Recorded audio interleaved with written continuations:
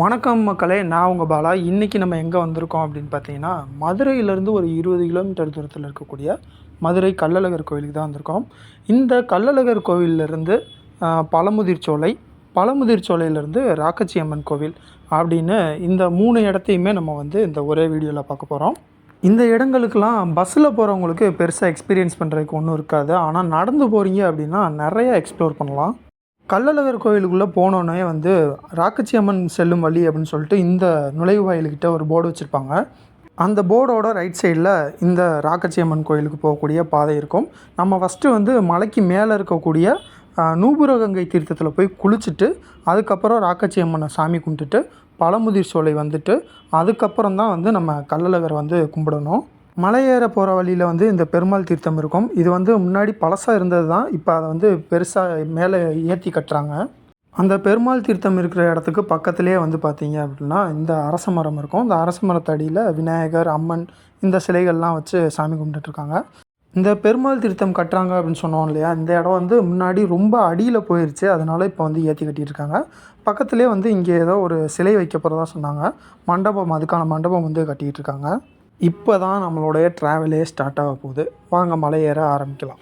சோலை மலை அப்படின்னு சொல்லக்கூடிய இந்த மலையை நம்ம ஏற ஸ்டார்ட் பண்ணுறோம் அப்படின்னா அதுக்கு முன்னாடி நம்ம தெரிஞ்சுக்க வேண்டிய விஷயம் என்னென்னா, இந்த பகுதிகளில் குரங்குகள் கொஞ்சம் அதிகமாக தான் இருக்கும்.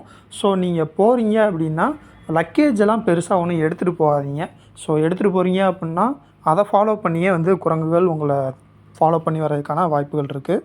அதே மாதிரி போகிற வழியிலே ஏதாவது சாப்பிட்டுக்கிட்டே போகலாம் அப்படின்னு நினச்சிக்கிட்டு யாருமே வராதிங்க. நீங்கள் சாப்பிட்ற மாதிரி இருந்துச்சுன்னா கீழேயே சாப்பிட்டுட்டு மலை ஏற ஸ்டார்ட் பண்ணுங்கள். ஏன்னா நீங்கள் கையில் ஸ்நாக்ஸோ இல்லை சாப்பிட்ற பொருள் ஏதோ வச்சுருக்கீங்க அப்படின்னா அதையும் குரங்குகள் பிடிங்கிக்கணும் அப்படின்னு தான் வரும். நீங்கள் அதை கொடுக்கலன்ற பட்சத்தில் அதுக்கான விளைவை சந்திக்க நேரிடும். இயற்கையே நம்மளை ரெட் கார்பெட் போட்டு வரவேற்கிற விதமாக அழகாக அந்த சிவப்பு கலர் பூக்கள்லாம் தூவி நம்மளை வரவேற்கிற மாதிரி இருக்குது பார்க்குறதுக்கே. மேலே இருக்கக்கூடிய ராக்கச்சி அம்மன் கோயிலுக்கு போகிறதுக்கு முன்னாடி அந்த நூபுரகங்கை தீர்த்தத்தில் குளிக்கணும் அப்படின்னு சொல்லியிருந்தேன் இல்லையா, அந்த நூபுரகங்கை தீர்த்தத்திலேருந்து வரக்கூடிய ஒரு பகுதியிலேருந்து வரக்கூடிய தண்ணீர் தான் இப்போ நம்ம பார்த்த தண்ணீர் எல்லாமே. இந்த பகுதிகளில் அதிகமான மூலிகை மரங்கள்லாம் நிறையா இருக்குது அப்படின்னு சொல்கிறாங்க. அதனால தான் அந்த நூபுரகங்கை தீர்த்தம் குடிக்கிறதுக்கும் டேஸ்ட்டாக இருக்குது. அது குடித்தா நிறையா வியாதிகளும் சரியாகுது அப்படின்ற மாதிரி சொல்கிறாங்க. அவசரமாக போய் 100 ரூபா கொடுத்து சாமியை எல்லாருக்கு முன்னாடியும் பார்த்துட்டு வரணும் அப்படின்னு நினைக்கிறத விட பொறுமையாக கால் கடுக்க நடந்து சாமியை போய் பார்க்குறப்ப அப்போ கிடைக்கிற அந்த ஒரு சந்தோஷம் டக்குன்னு போய் பக்கத்தில் நின்று பார்க்குற இதில் கிடைக்காது அப்படின்னு தான் சொல்லணும்.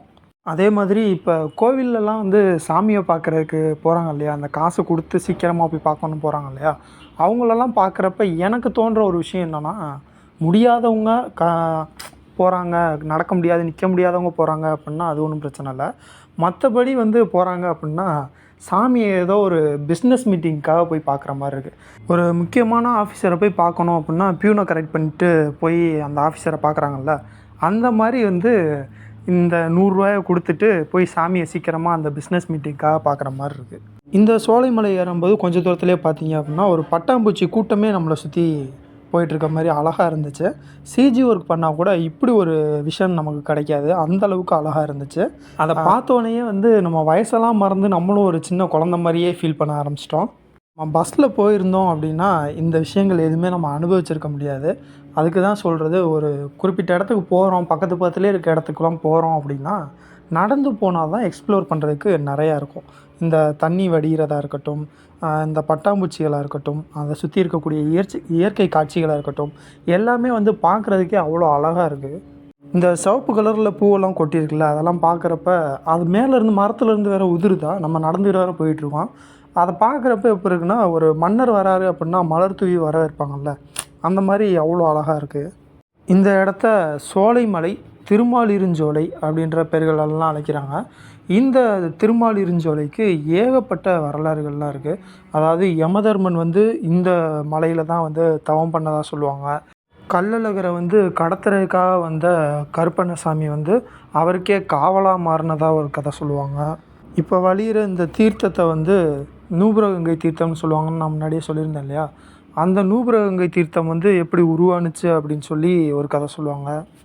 இது எல்லாத்த பற்றியுமே நம்ம தனித்தனியாக நிறையா வீடியோலாம் போட்டிருக்கோம். அதையும் போய் பார்க்காதவங்களாம் பார்த்துக்கோங்க. அது மட்டும் இல்லாமல் இந்த அழகர் கோவிலில் இருக்கக்கூடிய இந்த திருமாலிருஞ்சோலை, அழகர் கோவில் இந்த இடங்கள்லாம் வந்து ஏகப்பட்ட திரைப்படங்களும் எடுத்திருக்கிறாங்க. அதோட ஷூட்டிங் ஸ்பாட்டும் வந்து நான் தனித்தனி வீடியோவாக போடுறேன். அதே மாதிரி நிறையா அம்மன் படங்கள் நம்ம பார்த்துருப்போம் இல்லையா, பாளையத்தம்மன், கோட்டை மாரியம்மன், இந்த படங்களும் வந்து இந்த கள்ளழகர் கோவிலில் தான் வந்து ஷூட்டிங் எடுத்துருக்குறாங்க. ஃப்ரெண்ட்ஸு, ஃபேமிலி அப்படி ஒரு கேங்காக கூட்டமாக போனீங்க அப்படின்னா இன்னும் சூப்பராக வந்து இதை வந்து எக்ஸ்ப்ளோர் பண்ணலாம். அவ்வளோ அழகழகான இடங்கள்லாம் இருக்குது. நம்ம போகிற வழியிலே பார்த்தோம் அப்படின்னா பக்கத்துலேயே வந்து சின்ன சின்னதாக இது மாதிரி கட்டிடங்கள்லாம் இருக்குது. இதுவும் வந்து ஏதாவது தெய்வங்களுடைய சிலையெல்லாம் வச்சு வழிபட்டிருப்பாங்க அப்படின்னு நினைக்கிறேன். அதே மாதிரி நான் மறுபடியும் சொல்கிறது என்ன அப்படின்னா, நீங்கள் ஏதாவது சாப்பிட்றீங்க அப்படின்னா அங்கேயே நின்று சாப்பிட்டுட்டு அதுக்கப்புறமேட்டு கிளம்புங்க. போகிற வழியில் அப்படி சாப்பிட்டுக்கிட்டே ரசிச்சுக்கிட்டே போகலாம் அப்படின்னு நினச்சிங்கன்னா கண்டிப்பாக வந்து நீங்கள் கொண்டு போகிற பொருள் பறி போகிறதுக்கான வாய்ப்புகள் ரொம்பவே அதிகமாக இருக்குது. ஏன்னா அவ்வளோ குரங்கு கூட்டம் இருக்குது. இந்த இடத்துல மட்டும் இல்லை, நீங்கள் ரோட்டு பாதையிலே போனாலும் அவ்வளோ குரங்குகள் கூட்டம் ரொம்பவே நிறையா இருக்குது. ஒரு வழியாக இது எல்லாத்தையும் தாண்டி நம்ம பழமுதிர் சோலை போகிற ரோட்டுக்கு வந்துட்டோம்.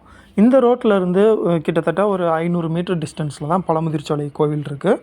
இந்த பழமுதிர் சோலை கோவிலுக்கு போகிறதுக்கு ஒரு 200 மீட்டருக்கு முன்னாடி நம்ம ஒரு இடத்த பார்த்தோம். அந்த இடம் தான் இந்த இடம்.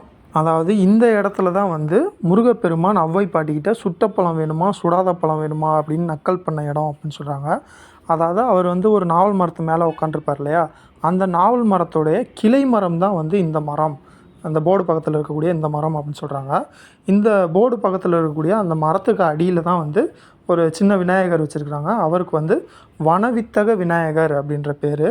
ஆக்சுவலாக அந்த விநாயகரை பார்த்துட்டு தான் நாங்கள் நின்னோம். அதுக்கப்புறம் தான் பக்கத்தில் பார்த்தா அந்த போர்டு தெரிஞ்சிச்சு.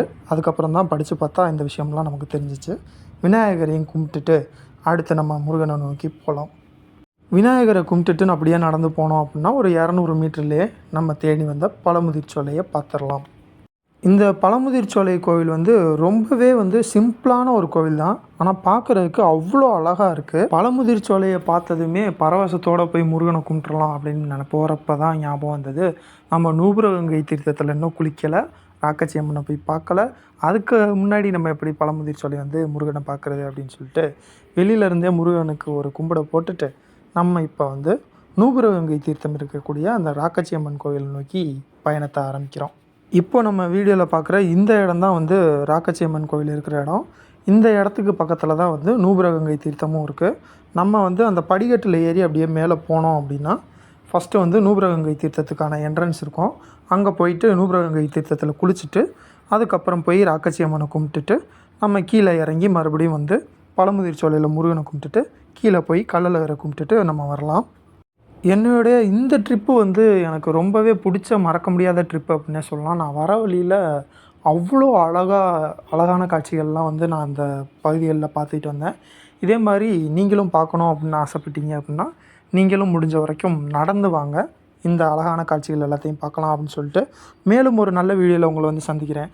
அதுவரை உங்களிடமிருந்து விடைபெறுவது உங்கள் பாலா.